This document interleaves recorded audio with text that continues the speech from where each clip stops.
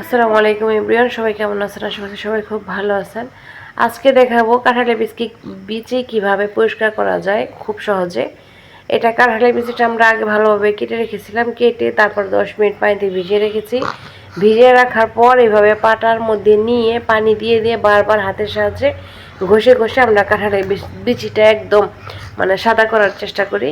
এইভাবে আমরা কাঁঠালের বিচিটা পরিষ্কার করে থাকি। আর এইভাবে কাঁঠালের বিচিটা খুব তাড়াতাড়ি পরিষ্কার হয়, দেখতে পাচ্ছেন কয়েকটা ডলা দেওয়ার পর কাঁঠালের বিচিটা অনেকটা সাদা হয়ে গিয়েছে। সেম এভাবে কাঁঠালের বিচিটা পরিষ্কার করলে খুব বেশি কষ্ট লাগে না, অনায়াসে পরিষ্কার হয়ে যায় এই টেকনিকটা ফলো করলে।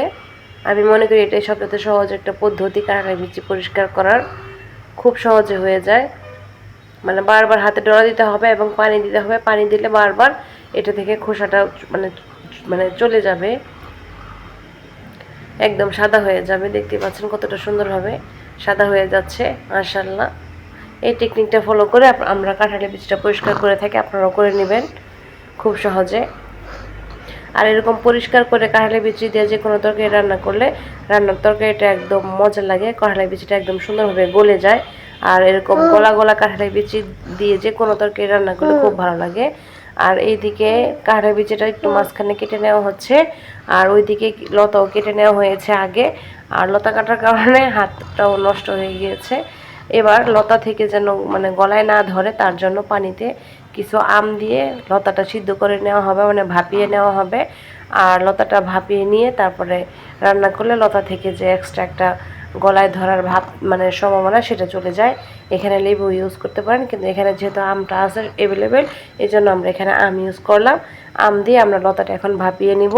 আর লতাটা ভাপিয়ে নিয়ে তারপরে আমরা লতাটা রান্না করব, তাহলে আর গলায় ধরার সম্ভাবনা থাকবে না। যেহেতু এখন মাঝে মাঝে বৃষ্টি পড়ে আর লতাটা বাগান থেকে তোলা হয়েছে, এই জন্য। এইদিকে কাঁঠালের বিচিটা কাটা শেষ, এবার খুব সুন্দরভাবে ধুয়ে নেওয়া হচ্ছে। কাঁঠালের বিচিটা খুব সুন্দরভাবে ধুয়ে নিয়ে পরিষ্কার করে তারপরে রান্না করা হবে। আর এখানে যেহেতু লতা দিয়ে রান্না করা হবে, এর জন্য কাঁঠালের বিচিটা আগে সিদ্ধ করতে হবে সব ধরনের মশলা দিয়ে। আর কাঁঠালের বিচিটা আমাদের ধুয়ে পরিষ্কার করা শেষ, দেখতে পাচ্ছেন কতটা একদম সাদা হয়েছে। আর এরকম সাদা সাদা কাঁঠালের বিচি খেতেই অনেক ভালো লাগে। আর তরকারিতে দিলে তরকারিতে একদম মোমের মতো গলে যায়, এরকমভাবে সাদা করে দিলে তরকারিতে, তাহলে তরকারিটা একদম মোমের মতো গলে যায়। এবার হালকা হলুদ আর শুকনো মরিচ আর সস দিয়ে তারপরে এটা সুন্দরভাবে পানিতে সিদ্ধ করা হবে। এখানে শুকনো মরিচটা দেওয়া হয়েছে, আর এখানে পানি দিয়ে নেওয়া হবে। ওইদিকে কচুটা অনেকটা বড় চলে আসছে, আর এখানে পানিটা দিয়ে তারপর আমরা কাঁঠালের বিচিটা সিদ্ধ করে নিব।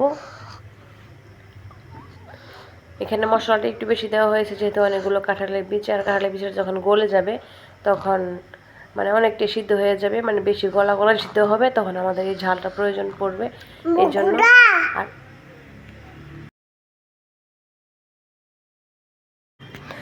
ওইদিকে লতাটা সিদ্ধ হয়ে গিয়েছে, ঢেলে নেওয়া হলো, পানিটা ঝরিয়ে রাখা হবে। কিন্তু আমটা দিলেও পারবেন, না দিলেও পারবেন, সমস্যা নেই।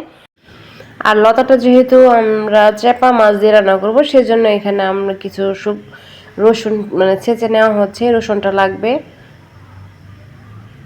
আর চ্যাপা মাছ দিয়ে যেহেতু রান্না করা হবে, তার জন্য সব কিছু ঝাল ঝাল লাগবে, সব কিছু বেশি বেশি, মশলাটা বেশি বেশি দেওয়া হয়েছে।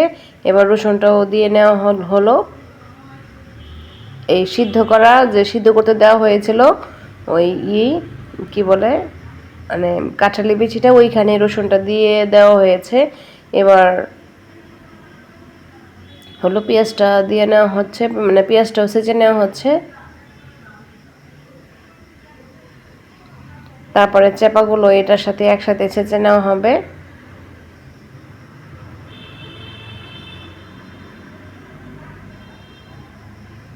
এখানে চেপাটা আপনারা কমিয়ে বাড়িয়ে দিতে পারবেন। আমার এখানে মোটামুটি বড় বড় চেপাই ছিল, আর চেপা মোটামুটি এখানে দুটো দিয়েছি, এখানে আরও দিলে পারতাম, তারপর দেওয়া হয়নি। আপনারা আপনাদের পছন্দ মতো দিয়ে নেবেন, যে যতটুকু পছন্দ করেন। এবার চেপাটাও খুব সুন্দরভাবে ছেঁচে নেওয়া হচ্ছে। আর এই রান্নাটা লতা দিয়ে, চেপা দিয়ে, কাঁঠালের বিচি দিয়ে এই রান্নাটা এইভাবেই করতে হয়, এইভাবেই করলেই ভালো লাগে। এবার চেপা, পেঁয়াজ আর সিদ্ধ করা যে লতা ছিল সেটা ওই কাঁঠালের বিচির মধ্যে দিয়ে দেওয়া হবে। আর জাল করে নেওয়া হবে।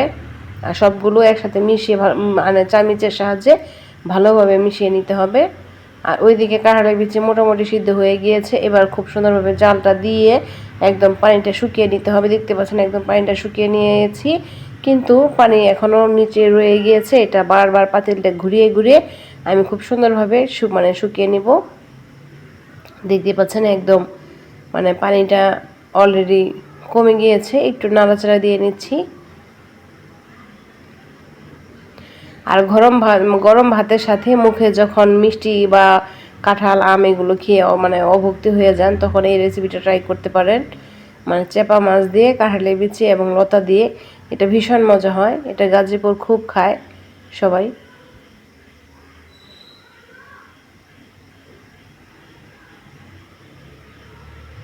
একদম দেখতে পাচ্ছেন কাঁঠালের বিচিটা একদম মোমের মতো গলে গিয়েছে। মানে গরমের কারণে আমি আর দেখাতে পারছি না, মানে এতটা নরম হয়েছে দেখতে পাচ্ছেন।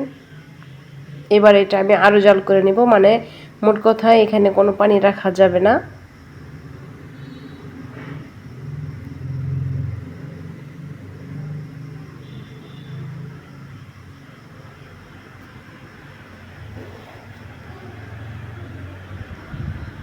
এটা এই পর্যায়ে একটু তলায় নাড়াচাড়া দিতে হবে, যেন আবার কাঁঠালের বিচিটা যেহেতু সিদ্ধ হয়ে গিয়েছে তলায় লেগে ধরার সম্ভাবনা থাকতে পারে।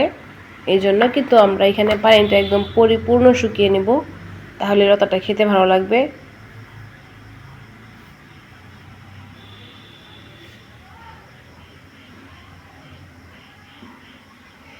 পাতিলটা আমি ঘুরিয়ে ঘুরিয়ে চতুর সাইডের পানিগুলো শুকিয়ে নিচ্ছি।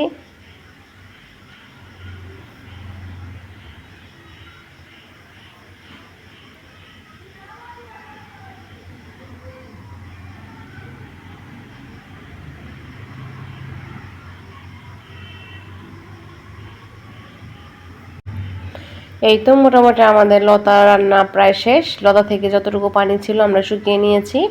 এটা চাইলে আরও শুকিয়ে নিতে পারবেন, কিন্তু আমি মোটামুটি আমার মানে পাতিলের তলায় আর পানি নেই, এ পর্যায়ে তুলে নিব আর মজা করে গরম ভাতের সাথে খাবো। এই পর্যন্তই আজকে বিদায় নিয়ে নিচ্ছি। সবাই ভালো থাকবেন। আসসালামু আলাইকুম ওয়া রাহমাতুল্লাহি ওয়া বারাকাতুহু। আল্লাহ হাফেজ।